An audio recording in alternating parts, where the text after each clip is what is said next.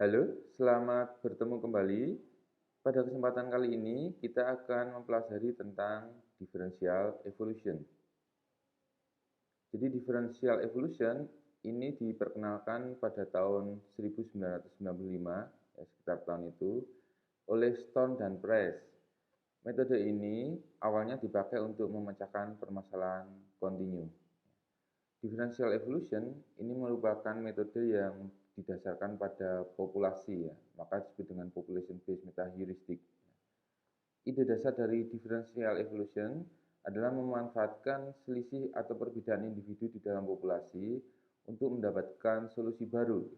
Nah, karena konsep mencari perbedaan atau selisih ini, ya, maka disebut dengan diferensial. Nah, sehingga nama differential evolution ini muncul dari konsep dasar ini. Differential evolution ini banyak didasarkan pada konsep geometri. Jadi posisi dari solusi atau individu, ya. Dan kemudian operator-operatornya menggunakan operator mutasi dan crossover. Ada 3 buah parameter kontrol di dalam differential evolution. Yang pertama adalah ukuran populasi, yang kedua adalah faktor skala F, dan yang ketiga adalah probabilitas crossover. Faktor skala, ya, atau F ini berfungsi untuk mengatur penguatan dari vektor difference, ya. Sehingga penguatan ini akan memiliki fungsi menghindari stagnasi, ya, selama proses pencarian. Probabilitas crossover berfungsi untuk mengendalikan laju dari crossover. Nilai dari probabilitas crossover itu antara 0 sampai 1. Tapi umumnya memang diset nilai yang cukup besar atau mendekati 1, misalnya 0,9. Di dalam differential evolution, ini ada notasi khusus yang banyak dipakai untuk mengidentifikasi tipe dari differential evolution-nya, ya.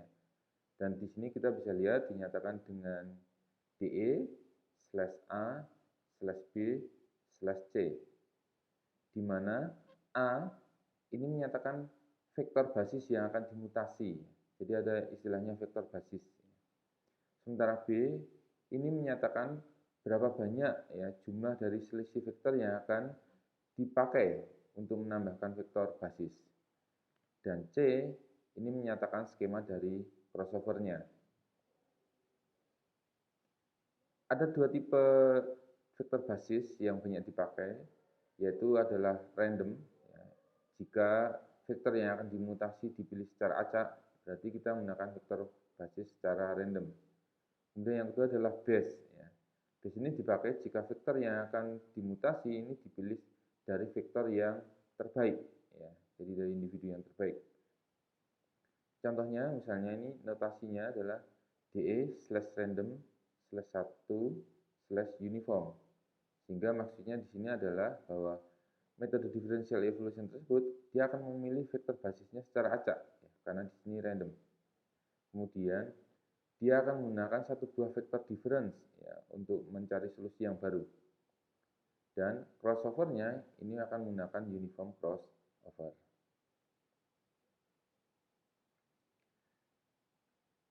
Dengan mengambil contoh, ya, notasi DE/random/1/uniform, maka implementasi, ya, untuk differential evolution pada permasalahan kontinu ini bisa dijabarkan sebagai berikut. Yang pertama adalah kita menentukan search space-nya, ya, jadi pencariannya. Jadi kita tentukan batas atas dan batas bawah dari setiap variabel, ya, upper bound dan lower bound, ya, dari setiap variabelnya. Nah, kemudian nanti untuk setiap variabel J dari individu I ini akan diinisialisasi, ya. Dan di sini bisa dinyatakan bahwa untuk individu I, ya, maka setiap variabelnya, ya, variabel J-nya ini bisa diinisialisasi dengan membangkitkan bilang acak antara 0 sampai 1 dikalikan dengan range-nya, ya. Range lokasi pencarian berarti di sini adalah upper bound atau batas atas dikurangi batas bawahnya ditambah dengan lower bound atau batas bawahnya. Dan di sini random berarti di sini dia menggunakan distribusi uniform, ya, untuk membangkitkan bilangan acaknya. Kita bisa ambil contoh, Misalnya di sini adalah variabelnya dinyatakan dalam koordinat ya, X ini ya. Misalnya di sini adalah titik nolnya, awalnya ya. Nah, kemudian kita tentukan, misalnya di titik ini, ya ini adalah batas bawah dari ruang pencariannya untuk variabel tertentu ya, variabel J. Dan di sini adalah batas atasnya ya. Sehingga setelah diketahui batas bawah dan batas atas, ya, kita bisa mengetahui range-nya ya, range pencariannya. Jadi antara batas bawah sampai batas atas ya. Sehingga di sini range-nya ini merupakan batas atas dikurangi dengan batas bawah ya, range-nya di sini. Nah, kemudian kita bisa membangkitkan ya nilai di antara batas bawah dan batas atas dengan membangkitkan bilangan acak ya. Jadi random ya dikalikan dengan range-nya, maka panjangnya akan sekian ya, panjangnya atau besarnya ya, gitu. Nah, sehingga titik ini ya, titik yang baru ini kalau kita ukur ya dari titik 0 koordinatnya, maka itu akan sama dengan ya, random kali dengan range pencariannya, kemudian ditambahkan dengan batas bawah. Nah, sehingga rumusan tadi muncul karena hal itu. Mengapa kita harus tambahkan dengan batas bawah ya? Karena ini akan dihitung dari titik 0 koordinatnya. Di dalam proses evolusinya ada 3 buah operator evolusi.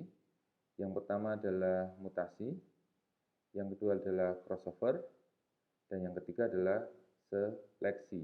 Kita lihat untuk proses mutasi, kita ambil contoh tadi ya, untuk differential evolution dengan vektor basisnya random dan menggunakan satu vektor different serta crossovernya dengan uniform ya. Jadi di sini karena kita hanya menggunakan satu buah vektor difference, maka di dalam populasi minimal kita harus memilih 3 individu secara acak.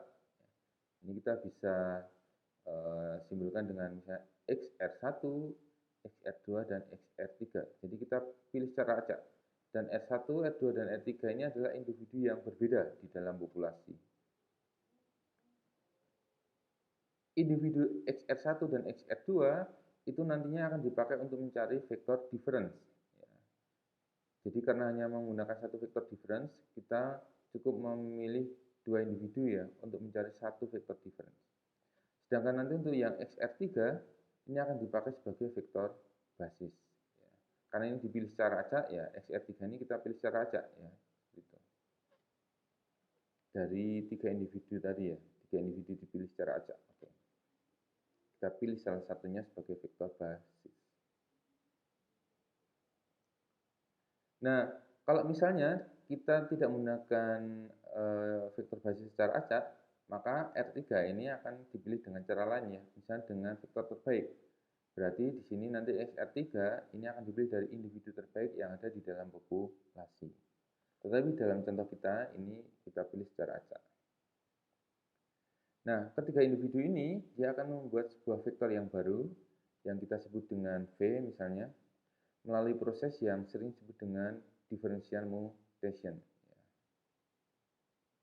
Dan differential mutation ini dirumuskan dengan ya, V itu akan sama dengan vektor basis ditambah dengan faktor skala F dikalikan dengan selisih antara XR1 minus XR2. Sementara untuk F, ya, F ini merupakan bilangan real positif yang mana dia akan mengendalikan laju evolusinya ya. Umumnya nilai F akan berada pada rentang 0 sampai 1. Gitu ya. Kalau nilai F ini terlalu besar, lebih besar dari 1, maka yang terjadi di situ nanti adalah ada ledakan gitu ya, explosion. Sehingga pencariannya dia akan cenderung untuk tidak stabil. Nah, kalau digambarkan ya proses mutasi tadi ya, jadi misalnya kita pilih secara acak ya, 3 individu di dalam populasi. Jadi di sini ada XR1, di sini ada XR2, gitu ya. Kemudian di sini ada XR3. Ya, XR3 ini akan dipakai sebagai vektor basis ya seperti itu ya. Nah, kemudian vektor basis ini akan ditambah dengan faktor skala dikali dengan selisih R1 dan R2. Ya. Jadi di sini kita bisa melihat ini ya. Kalau di sini XR2 dan ini XR1, maka kita bisa melihat arah vektor ya dari XR2 ke XR1 itu seperti ini digambarkan. Nah, kemudian dikalikan dengan faktor skala F. karena F ini umumnya nilainya antara 0 sampai 1 ya. Jadi dia nanti panjangnya dari vektor ini dia akan lebih pendek ya, lebih kecil ya daripada R2 ke R1 sehingga digambarkan misalnya panjang di sini. Nah, selisih vektor yang sudah dikalikan dengan skala ini kemudian ditambahkan pada vektor basis sehingga didapatkanlah titik ini, titik V ini ya. Secara visual seperti itu. Jadi titik V ini akan sama dengan vektor basis XR3 ini ditambah dengan F kalikan dengan range-nya ya, XR1 min XR2.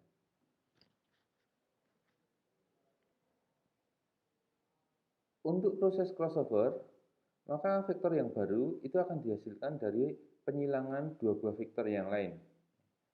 Dengan menggunakan contoh yang kita pakai tadi ya, differential evolution dengan vektor basis adalah random dan satu vektor different, serta crossover-nya menggunakan crossover uniform, maka proses crossover-nya bisa dinyatakan sebagai berikut.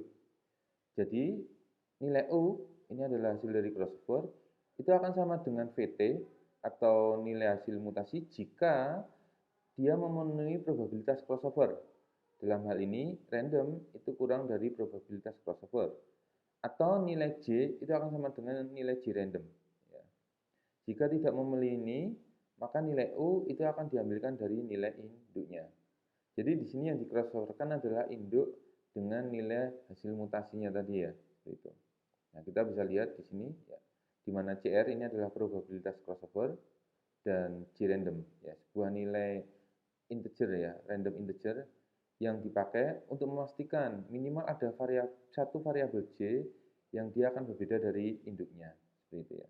Sehingga dengan adanya nilai ini ya, J sama dengan J random, ini nilai U itu dia akan berbeda dengan nilai induknya, minimal untuk satu variabelnya. Dan nilai J randomnya ini ya, ini bisa ditentukan dengan integer random ya, sesuai dengan dimensi permasalahannya ya. Jadi ada berapa banyak variabelnya di situ. Nah, karena di sini randomnya mulai dari 0, maka kita bisa tambahkan 1. Gitu. Setelah mutasi dan crossover, maka kita akan mendapatkan solusi baru ya, yang dinyatakan dengan U ini. Dan nilai U itu akan dibandingkan dengan nilai induknya, seperti itu. Sehingga di sini kita akan melakukan proses replacement atau pergantian ya. Jika nilai yang baru ya, nilai U ini lebih baik daripada nilai X, maka nilai X ini akan digantikan oleh nilai U. Ya, jadi ini konsepnya mirip dengan konsep elitism ya. Jadi kita mempertahankan individu yang bagus seperti itu. Nah, kita bisa lihat untuk schedule-nya secara keseluruhan dari metode differential evolution ini. Jadi yang pertama adalah kita bangkitkan populasi awal. Ya, misalnya di sini kita memiliki populasi dengan M individu, ya, maka nilai untuk tiap individunya, ya, nilai di awal, ini akan sama dengan X01, X02, dan seterusnya sampai X0M. Ya. Nah, kemudian kita akan melakukan iterasi untuk mencari solusi baru sampai kriteria berhentinya tercapai ya.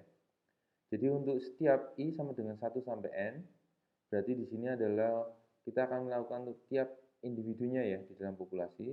Maka kita akan tentukan ya untuk setiap individu itu, kita akan tentukan nilai J random. Jadi ini adalah variabel mana yang nanti akan diganti ya, seperti itu ya. Nah, kemudian untuk setiap variabel ini, jadi J sama dengan 1 sampai D, berarti di sini dia akan mengecek untuk setiap variabel di dalam individu I ya. Maka kita akan bangkitkan nilai random. Jika nilai random ini memenuhi probabilitas crossover atau nilai J-nya ini sama dengan nilai J random, maka kita akan mencari U dengan proses mutasi ya. Jadi XR3 ditambah dengan F kali delta XR1 min XR2 seperti itu ya. Jadi ini proses mutasi. Jika tidak, maka nilai U itu akan diambilkan dari induknya. Nah, ini akan dilakukan untuk setiap variabelnya ya. Jadi J 1 sampai dengan D. Nah, setelah ini selesai sampai D, berarti nanti semua variabelnya itu sudah akan tercopy di U ini ya. Baik dia diambil dari induknya atau dia menghitung posisi yang baru ya. Jadi kita sudah dapatkan nilai yang baru ya, solusi yang baru. Nah, kemudian solusi yang baru itu akan kita bandingkan dengan induknya ya. Nah, karena kita di dalam contoh ini menggunakan fungsi minimal ya, jadi individu itu akan berkualitas jika nilai objektifnya lebih kecil ya. Sehingga di sini kita bisa lihat, jika FO itu kurang dari Fx, maka X-nya akan digantikan oleh O. Jadi ada pergantian individu di situ ya. Jika tidak, maka nilai X-nya akan menggunakan nilai X yang sama. Nah, proses ini akan dilakukan terus-menerus untuk setiap individu ya, dari I1 sampai M. Nah, setelah sampai M berarti di sini operasinya sudah dilakukan untuk satu populasi. Nah, kemudian kita cek ya, apakah kriteria berhentinya tercapai atau belum. Jika belum, maka kita akan ulang lagi untuk populasi yang baru ini ya.